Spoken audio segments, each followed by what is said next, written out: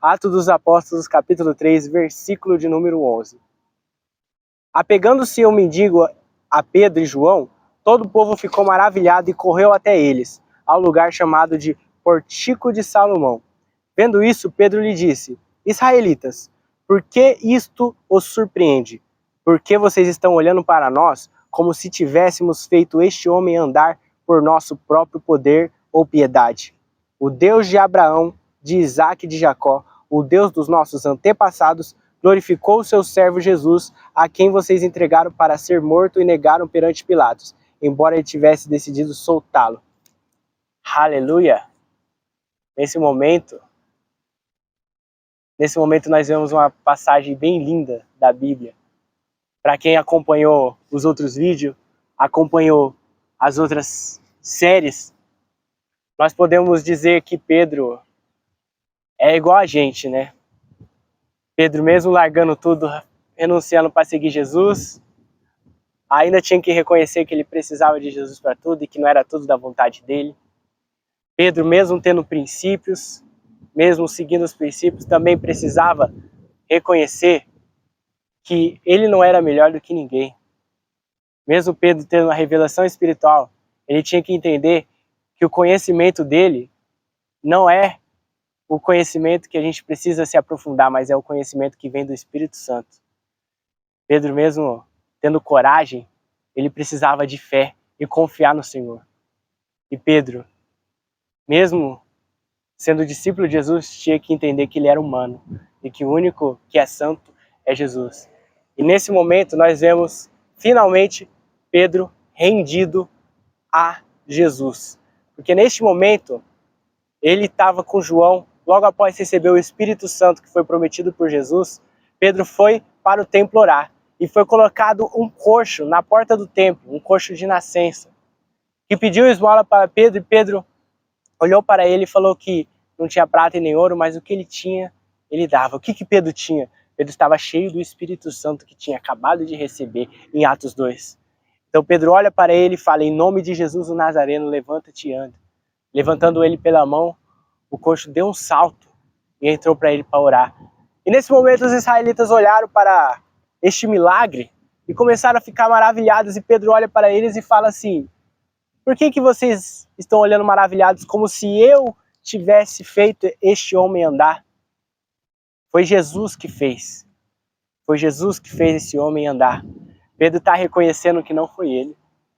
Quantos aqui não conhecem alguém que começou a sua caminhada com Jesus e começou a ficar arrogante, começou a ficar soberbo, começou a ficar cheio de querer, começou a falar da carne, começou a dar falsas profecias e começou e fazia várias coisas, e somente quem tem a revelação espiritual, a visão do Espírito Santo, consegue reconhecer que aquilo não vem de Deus. Quem é que não conhece uma pessoa que estudou teologia, parou de orar, e todo o conhecimento que ela fala vem do que ela aprendeu e não do que o Espírito Santo te dá? Porque você pode ter o dom de palavra, mas se você não orar, só vai ser palavra. Não vai ter Deus, não vai ter unção, não vai ter Espírito. E neste momento, Pedro tinha princípio, tinha fé, tinha coragem, tinha revelação espiritual, tinha unção, tinha Espírito, e reconhecia que Jesus era tudo. Naquele momento, Pedro estava com o Espírito Santo, Jesus estava com ele estava cheio de unção. Pedro tinha negado a si mesmo, Pedro está vivendo Cristo, e está explicando agora para os israelitas tudo o que ele aprendeu. Está explicando que não foi ele, foi Deus. Está explicando que agora ele precisa fazer a vontade dele, ele precisa fazer a vontade de Jesus e não é mais a vontade dele. Porque Pedro queria pescar, e agora ele vai pescar homens. Quando o Espírito Santo desceu em Atos 2, os homens olharam para Pedro, para os discípulos e falaram assim: estes homens estão embriagados, os homens estão bêbados.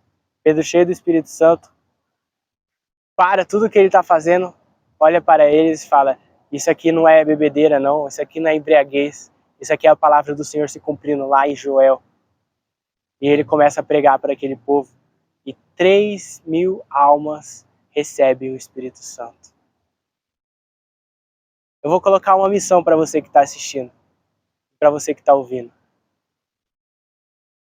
Se você não aceitou Jesus, procura uma igreja, aceita Ele, batiza. E começa a fazer a alma, porque foi colocada uma missão para nós nessa terra.